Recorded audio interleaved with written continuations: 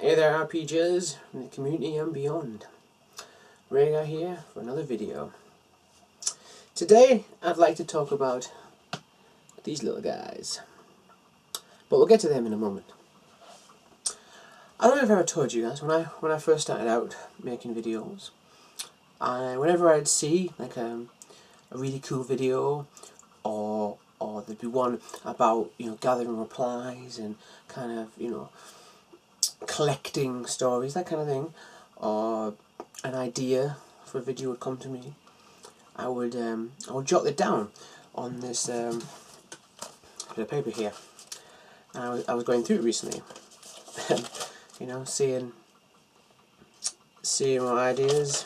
Oh, yeah, it's been a while, and it's kind of interesting, as you can sort of see as they went through, what kind of YouTubers were about, and what the topics were. But it's also kind of sad because some of the things I wanted to reply to, I've written down, are to YouTubers that are no longer putting out videos, which is really sad. There was one I had written down to do for Same OG. He had this video where he was asking about how to do a naval campaign. Set on a boat and go from place to place, and how could it be done? Because he's like, you're stuck on a boat. I was like, that's pretty boring. And I had sort of written down a few ideas where I was like, well, how I sort of get around the problem by one, making the boat and the inhabitants of the boat that aren't the players really interesting, as interesting as I could. Make a really interesting NPC pirate, or a pirate king, or an exile pirate, something. I was assuming it was a fantasy kind of vibe he was going for. Come up with quite a diverse crew of race and alignment, all that kind of stuff, and really kind of build up a strong support for this campaign.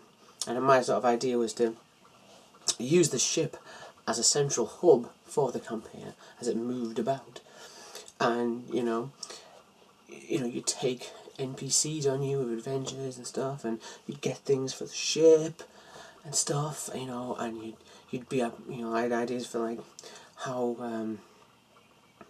you could try and do an explorer thing where the ship's mission is kind of like Star Trek, to explore out and see what there is. So you're always coming back to the ship, but you're going to these unknown places, and maybe underwater adventures. If a rather nasty mermaid gets hold of you, this is the sort of the Tim Samwise kind of mermaid, dangerous, like spider goats. And it's kind of sad, to realise, I'm never going to get a chance to really talk to him about it. So I was kind of a bit sad about that. So I'd share that. Those things on there, like, this one I will do eventually, hopefully, is I always say in future videos these are going to come, hopefully by the time you watch this they'll be on my channel already, and I'll prove myself great. There's one to the Gentleman Gamers idea about doing videos for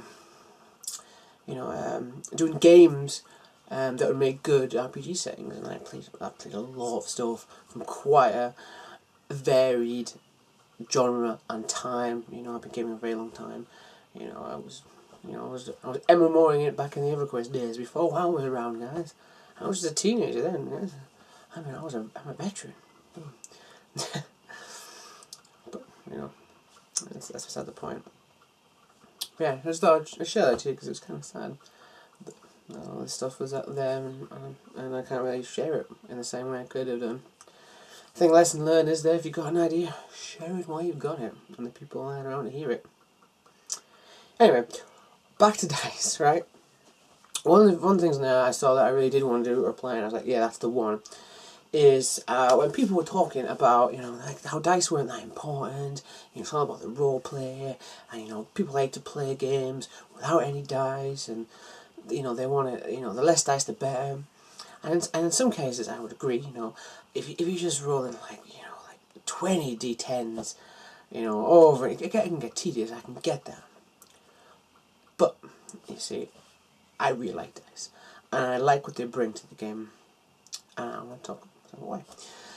I think dice represent a kind of a universal thing about the different universes we're in, and that is the kind of like how the universe is going to beat you down at some point.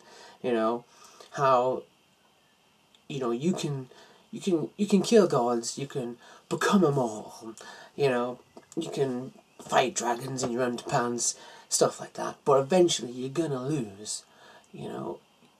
Life isn't just about winning. You gotta learn that sometimes you're gonna lose, and that to me is what the dice are all about. Is that you can roleplay your heart out.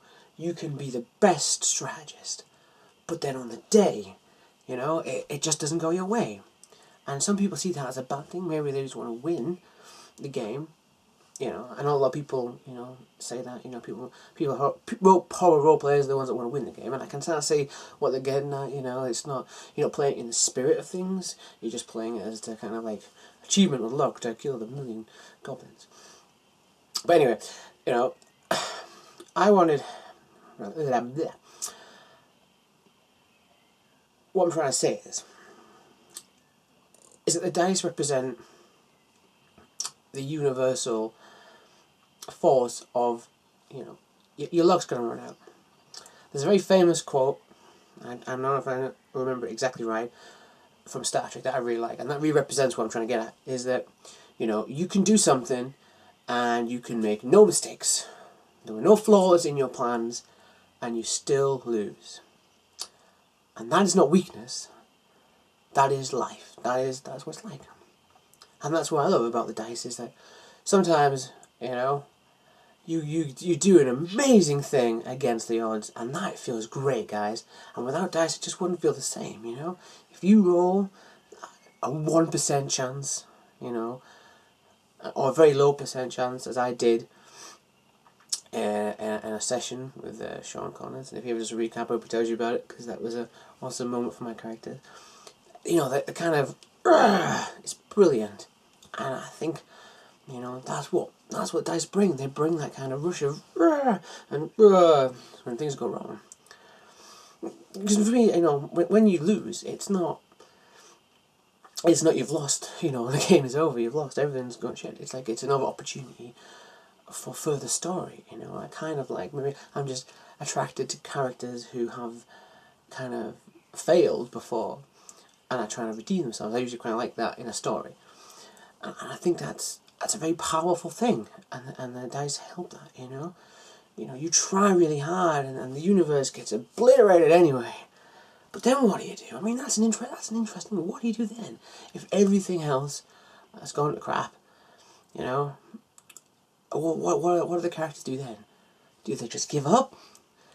Or do they try and find another way? Do they try and think around outside of the box or do something else? Maybe if it's a fantasy setting, some of the factions that would not even give you the time of day now see how dire things really are, and suddenly you got some movement there, and you can start working out in different avenues. It's like the story just goes a different way. So what I'm trying to say is dice are cool, and I love dice. And I would like, if anyone's out there, to share love for the dice too. Put it up there, Dice Brothers. This has been rhaegar, and it has been a pleasure.